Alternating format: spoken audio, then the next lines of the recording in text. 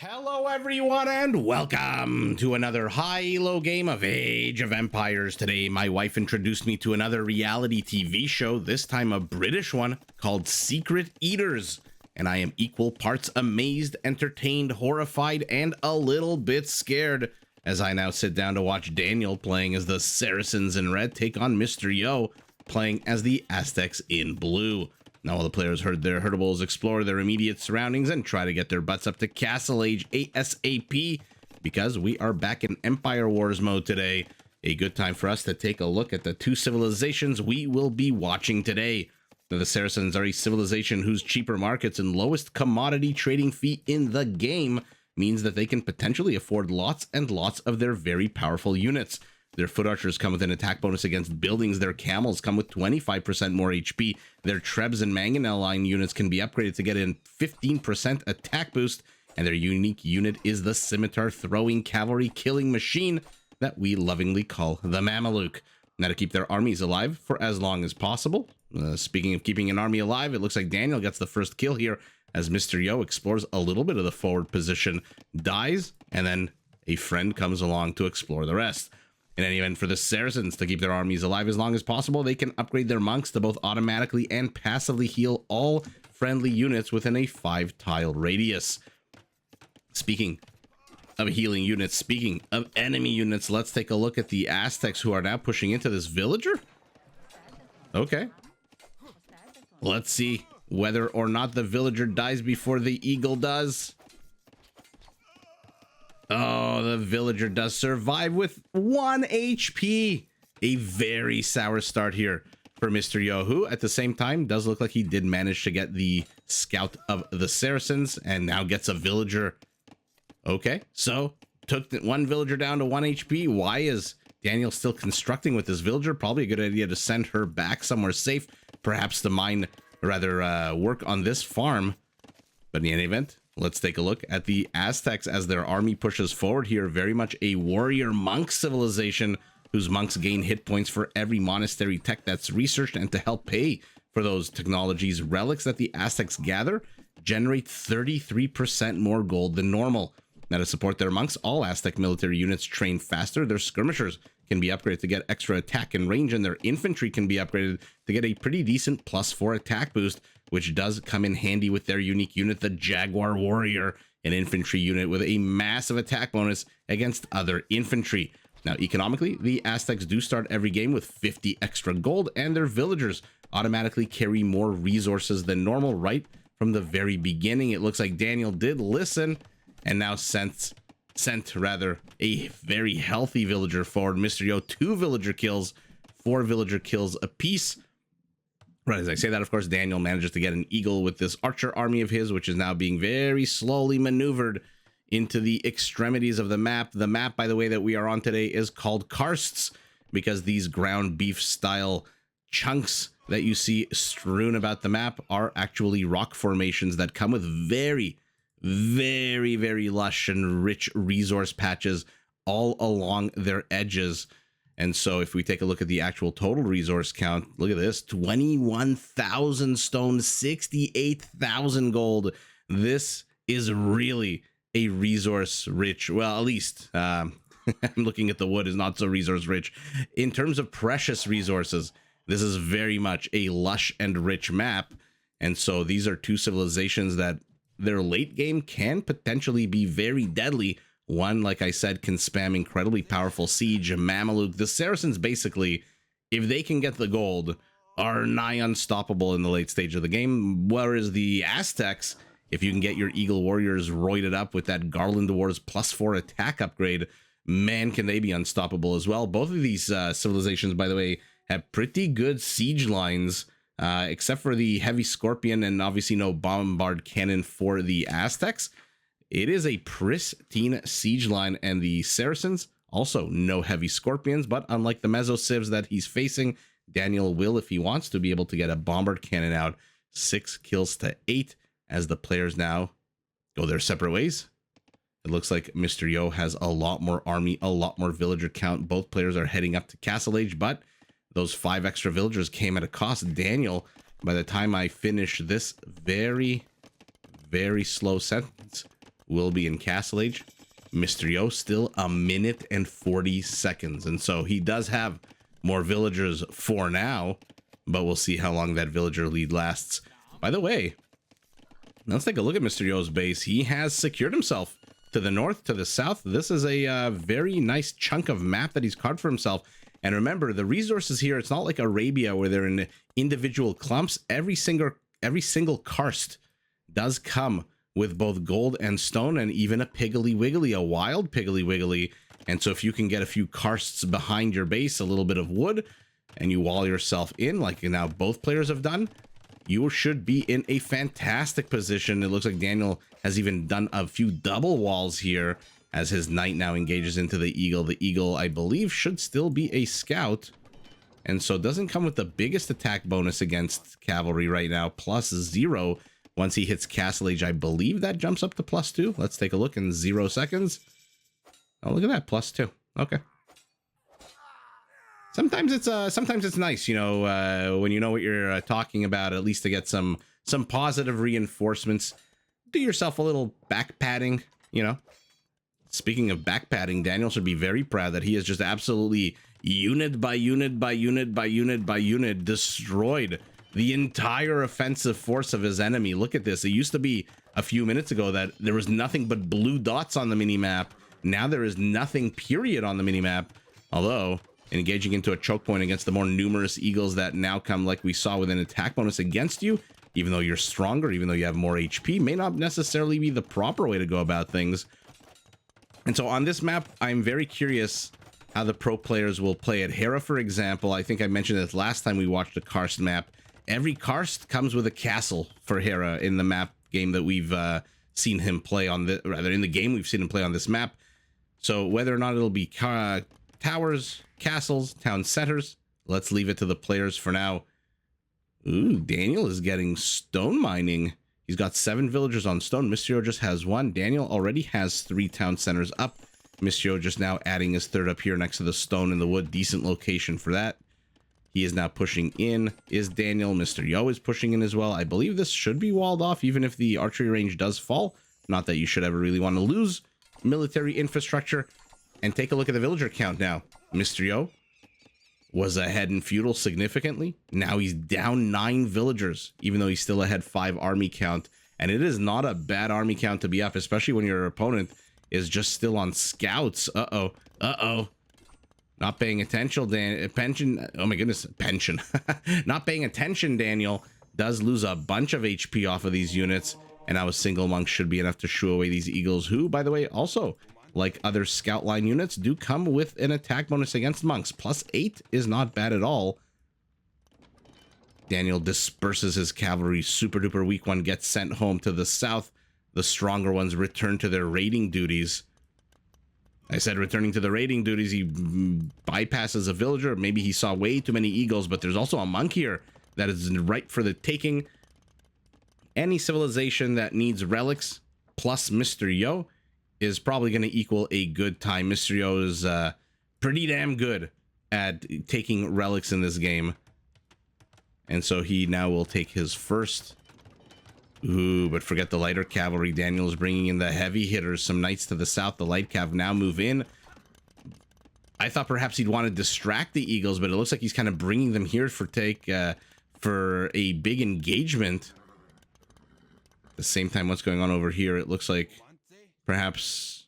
Oh, no. The flashing dot is just a conversion attempt. And now the eagles close on the cavalry. Light cav leads a few for a bit of a merry chase.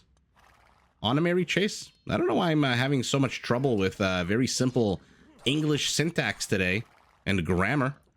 In any event, the knights have to get the hell out of here. There is no way they can engage into this many eagles, but he's going to lead them into a castle. He's going to reveal the castle. Let's take a look at Mr. Yo's vision. Is he going to see it being constructed? Just move one more tile north. Yeah, he sees it going up. So Mr. Yo now knows he's facing a castle. We'll see whether or not that castle is for any of the unique units. I don't really anticipate seeing Mamelukes, although to be fair, they have mobility, and the Eagle Warrior's main armor strength is its pierce armor, not really its melee. Take a look. It's got 0 base melee armor. Uh-oh. Uh-oh, double wall off here. Absolutely crushed as the Eagles now make their way into the base. And Daniel wants nothing to do with a fresh flock here, so he immediately walls this off with the market. Remember, Saracens, they only pay 75 wood, I believe, for their markets, instead of the usual 175. And so getting up the wall off is pretty damn easy. I mean, I said I wasn't expecting to see Mamelukes, so of course immediately Daniel starts training 3 Mamelukes. Not that I'm upset about seeing Mamelukes. Like I said, the Eagle Warrior, the big weakness versus the Mameluke would probably be the lack of any kind of serious melee armor. The Mameluke is a pretty damn heavy hitting unit. 8 base attack, and again does have the mobility. Are you going to put up a stone wall? Yes, you are. And so Daniel puts up the stone wall. Mr. Yo sees him putting up the stone wall and gets the hell out of here. We'll pivot probably to another spot that he thinks may be a weak spot, like, for example, just a simple house.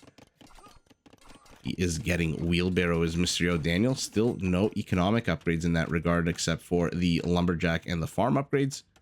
And as we saw, stone mining. And he now has enough stone for yet another castle. In they come. Hot, hot, hot. The scimitar flailing. The scimitar throwing.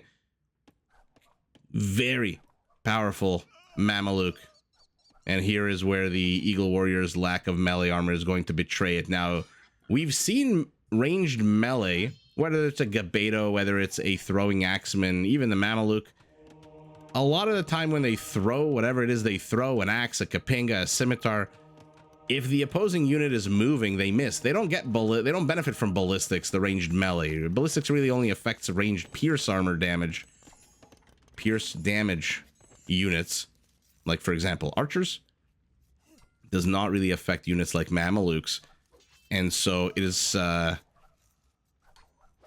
they stop, they die, basically. But look at that. They just keep missing a lot of the time, unless, again, the unit is right in front of them. But if the unit is running by, it's a very interesting feature of the ranged melee unit that I think there might, at some point, want... you might want to put an upgrade or a technology for that. If any developer is watching this or listening, that would be a pretty cool, a ballistic-style upgrade for ranged melee. And now the Eagles attack. There are so many Eagles. Mr. Yo is down 26 villagers, but he's ahead 14 army count. And the Eagles are not slow. And he is yet again heading up to Imperial Age. This time, though, with a lot fewer villagers. And the chase continues here through this forest of Bambis as the Eagles move in. Does he have squires? Yes, he does. Looks like a pair of sister castles are going up in the center of the map. One to the left, one to the right. More Mamelukes streaming in. Are they going to go after the villagers? Yes, they are. But when you micro this, you don't micro this. And now the Eagles close on the army to the south and retreat. Oh, they're retreating right next to a bunch of Mamelukes. Okay, Daniel is getting a lot of good kills here. 46 kills to 25. Mr. Yo, though, has killed 7 villagers to 1. Uh-oh, that might change very, very soon. Okay, 7 villagers to 3. Mameluke dies, melts into the stone of the Karsts. Very interesting graphic. And now let's take a look. Daniel is trying to get vision. It looks like he just right-clicked into Mysterio's base and then ran into the first obstacle that he could. So not going to get too much vision here of the Aztec settlement, and now he's leaving knowing that he's not going to get, perhaps hoping to again lead the army away as he moves in with yet another army group. And this is where the mobility of the Mameluke and the fact that it does melee damage is going to come in very handy. By the way, Daniel only 25 seconds behind his opponent going up to Imperial. And I'm starting to get a little worried for Mr. Yo. We're going to have 2 Imperial Age warriors, except one is going to have 126 villagers to the 89 of his opponent. That is literally 38 more villagers than your opponent.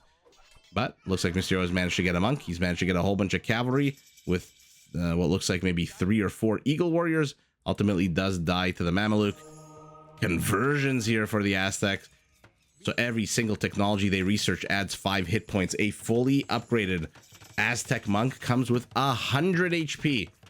You did not hear that wrong. I did not misspeak for the first time this game. 100 HP. 55 for this monk. And so we'll see whether or not Mysterio decides to invest in anything other than Fervor and Sanctity. I mean, I'm assuming block printing at the very bare minimum. Give him 12 range so he can zone out this army. And uh-oh.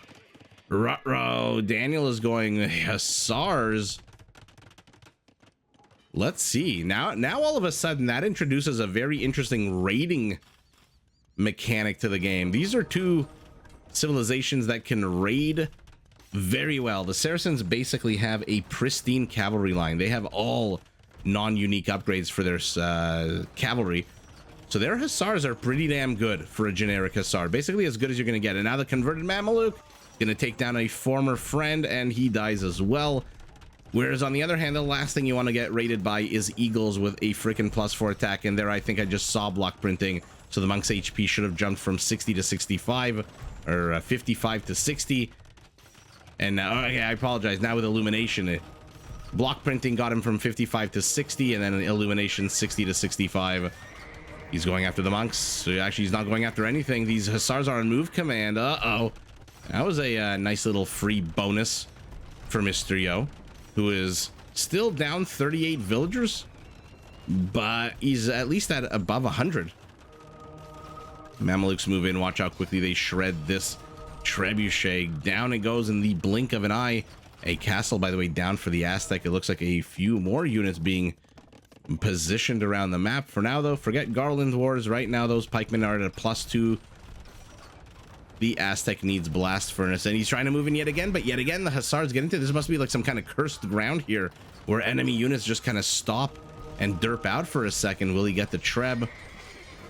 He gets one. Castle, though, is still up. It's being repaired.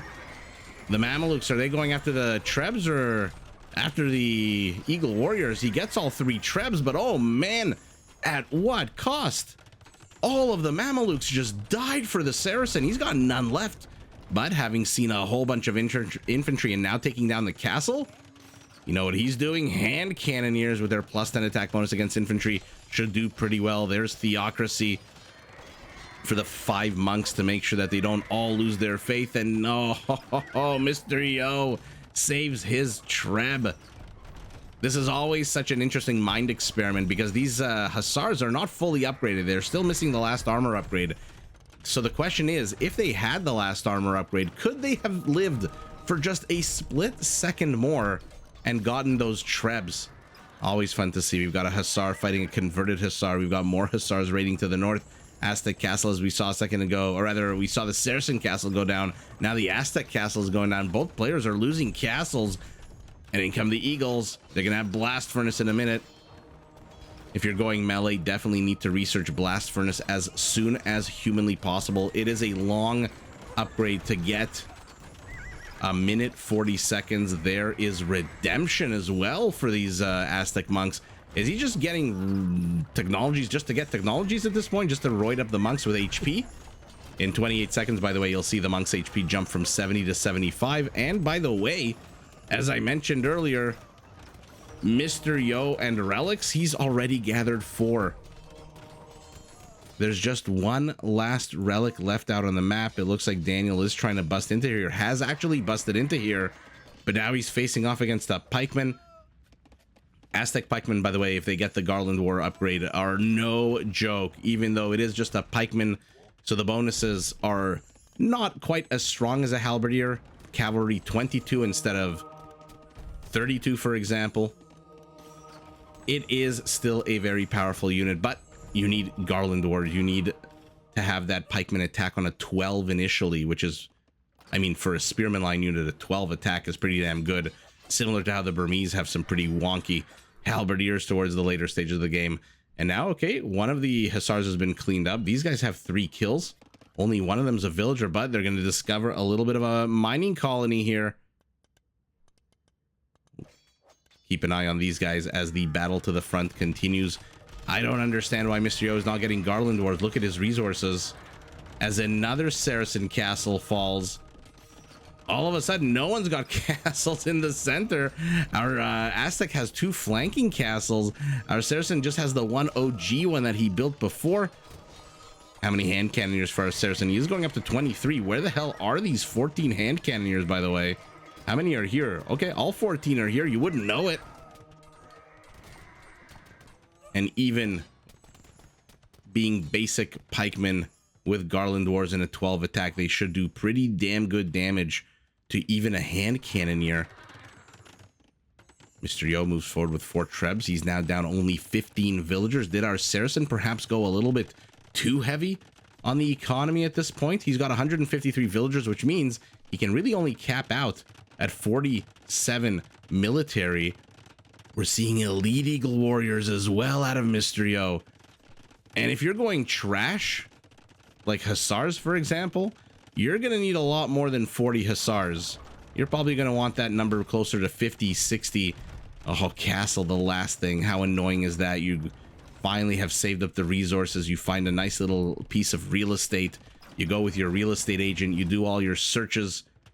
There's any issues whatsoever. You plop down your building, and out of nowhere your enemy comes along with 4 trebuchets. That castle lasted about as long as a pepperoni pizza pocket lasts in front of me, which is to say about 5 seconds before I scarf it all down. Bombard cannons, though, are here for our Saracen, who I believe I saw getting siege engineers, so it does add a +1 range to them. Pikemen now do have Garland Wars. Take a look at that. 12 attack on a pikeman. So 12 attack. Let's say it attacks into a Hussar. It does 9 damage because the Hussar has 3 armor. 9 damage plus another 22 bonus. So 31 damage to a Hussar that has 95 HP. So basically just a little more than 3 hits. And perhaps an elite Eagle Warrior transition too late for Mr. Yo. He's being attacked over here, but now the attack bonus should be a +4 against cavalry. And Garland Wars, FYI, doesn't just apply to pikemen. It applies to all Aztec infantry. Look at that, an Eagle Warrior that attacks on a 17. 8 pierce armor, 17 attack. Usual 2 attack speed for infantry. And that means they are going to absolutely eviscerate any of these Hussars that they catch. Unless they're outnumbered 3-1. Attack to the south, attack into the center of the infrastructure. I love that Daniel is attacking the barracks right now. Does he see the castle? No, he doesn't know that the castle is going up.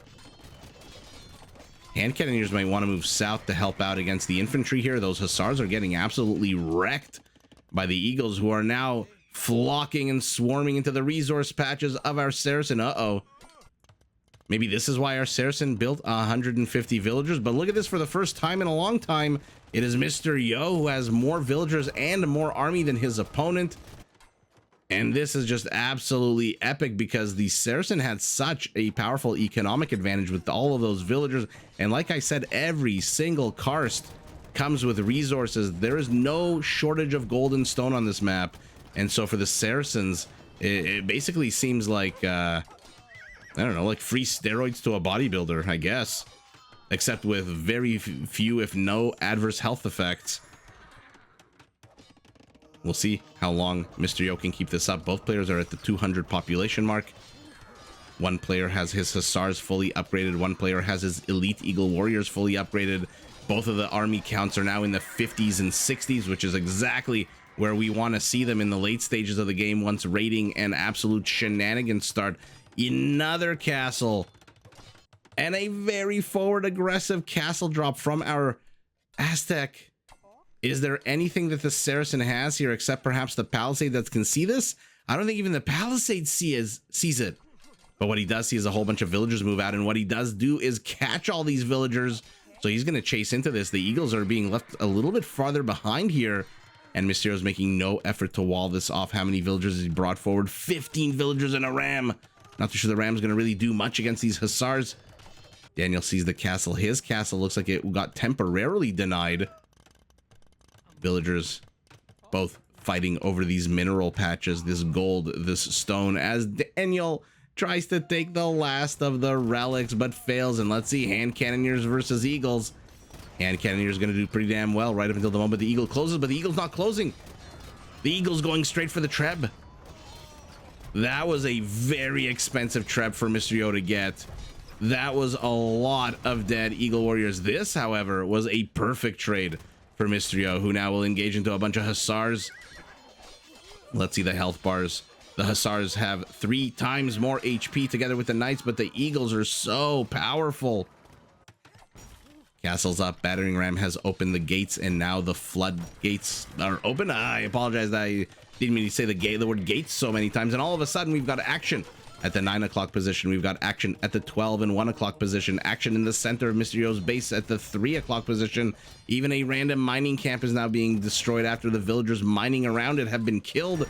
And 43 minutes into the game, we are absolutely going bonkers. Both players tearing into each other. The Saracens with their hand cannoneers, and what we've got a single Mameluke thrown into the mix and a converted one with 1 HP. What the actual hell is going on in this game right now? And as I mentioned, both of these civilizations have such fun and powerful siege, including siege rams for both of them. Villagers join in on the fun. There's a couple of trebs here, very safe, but ultimately Daniel does more damage to Mr. Yo's settlement than Mr. Yo managed to do to Daniel's. 98 villager kills by the Saracen to 49. If my mathematics is correct, and it oftentimes is not, that is exactly double the villager kill count for our Saracen.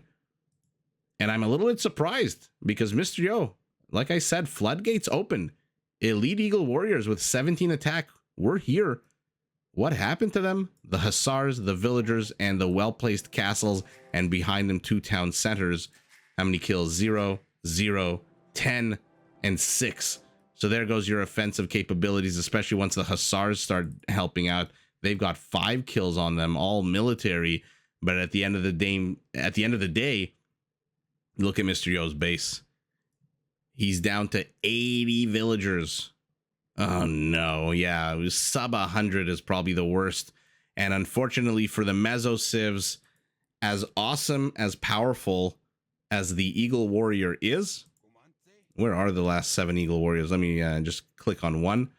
Going after the builder, this lumber camp builder. I don't know why I'm saying so many words wrong today. Maybe it's the lack of sleep. Could possibly be. In any event, the one annoying thing about late game raiding with Eagles is that they are not just food only units like the Hussar, and so it's really, really sour for the Meso Civs if they can't get the damage done, especially if there's a base trade situation like what we saw here where Mr. Yo penetrated the base, Daniel penetrated the base. The team with the cheaper army always is going to win, especially if you keep going after their gold miners. Now, if Daniel didn't go after the gold miners, if, for example, there were still some gold miners here, I think Mr. Yo could have put up a little bit more of a offensive. He does have a few barracks in the forward position. Remember, the Aztec units do train 11% faster. He's got some siege workshops, but back home, absolutely getting crushed. Hand cannoneers perhaps not being used to their fullest potential here. They do have 79 kills. Of that are 4 villagers. So 35 hand cannoneers have killed 75 eagles and pikemen, which is not bad. Basically 2 kills for each one of these guys. But at the end of the day, you're attacking structures now. That's why you have trebs. No more bombard cannons, by the way, for our Saracen. I want to take a look at the Aztec monk. Always curious to see how much HP they ended the game with. Yeah, 75 HP on a monk. That is just bonkers. And Mr. Yo lost control of a relic here, ferried them backwards, but not in time to get the 4th one.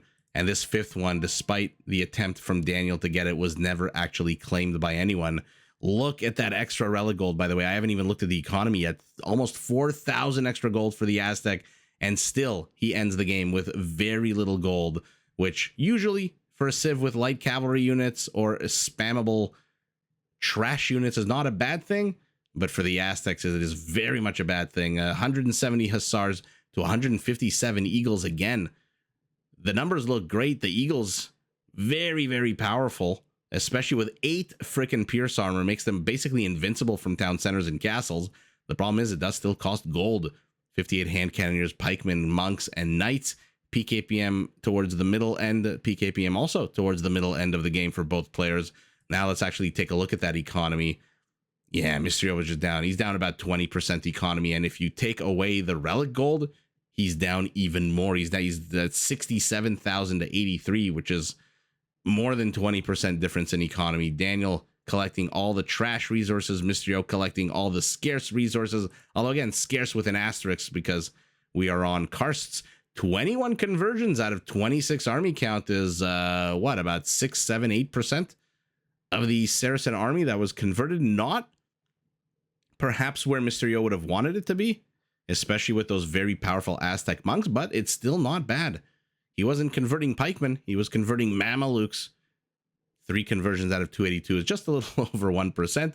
Buildings destroyed for both players almost identical. And then the final kill count, it looks like our Saracen guy has 130 more kills than his opponents. And not only did he get 49 more villager kills, he also got about 80 more military kills, which isn't surprising when you're fighting against pikemen. But ultimately, again, the Aztec, the Mezzo ability to raid in the late game, always somewhat hampered by their lack of a very, very cheap trash unit like the Hussar, for example. And the hand cannoneers here placed in the center also meting out gunpowder justice to anything that wants to attack into them. And where even are Mysterio's villagers? I'm looking at his base. This is a ghost town. He's got 15 villagers in here. There are 12, so only 27 out of 80 are here. A few of them are mining, okay, gold here. And like I said, this is an absolute bonkers map because you can have your entire base destroyed. And unlike Arabia, for example, where there are very predictably located and collected resources. And by collected, I mean, you know, there's going to be 3 patches of stone, 3 patches of gold, 4 patches of gold. This one is very, very the exact opposite. They're dispersed.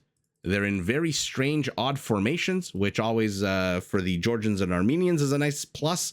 But for everyone else, it means if you want to mine gold, 1, 2, 3, 4, 5, 6 mining camps, 600 wood needed to get the gold and the stone. And by the way, that's not even enough because there's more gold here, there's stone here.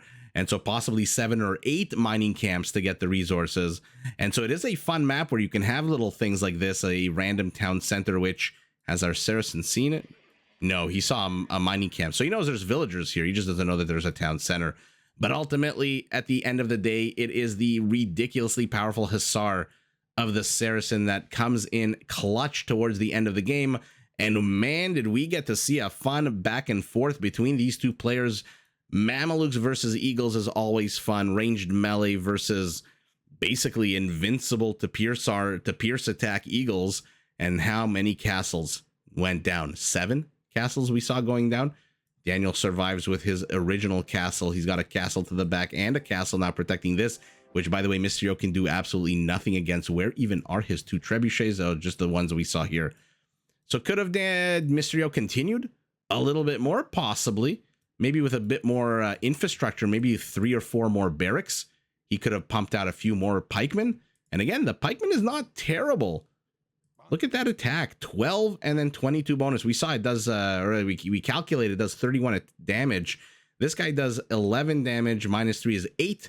No bonus. And so he needs literally 7 attacks to kill a pikeman, whereas a pikeman only needs 4 attacks to kill him. Now that's where obviously attack speed comes in, where the pikeman attacks much slower with a 3-second delay to a 1.9. So I leave it to Spirit of the Law to tell me who wins in a 1v1 battle here of an Aztec pike versus a fully upgraded Saracen Hussar. It seems like the pikeman should win that way, even with a bit of a slower attack.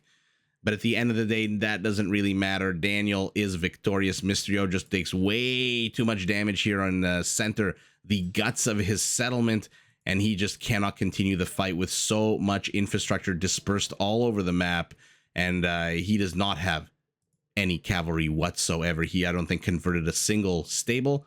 I don't see any blue stables out on the map anywhere, and so not even Shalot warriors can make an appearance. And with that Hussar, with the crushing of the Aztec center, it is Daniel who takes the W, but GG in a very fun game to both players. Did you enjoy this video? Check out these other clips and make sure to subscribe and enable notifications so that you're notified of my latest uploads.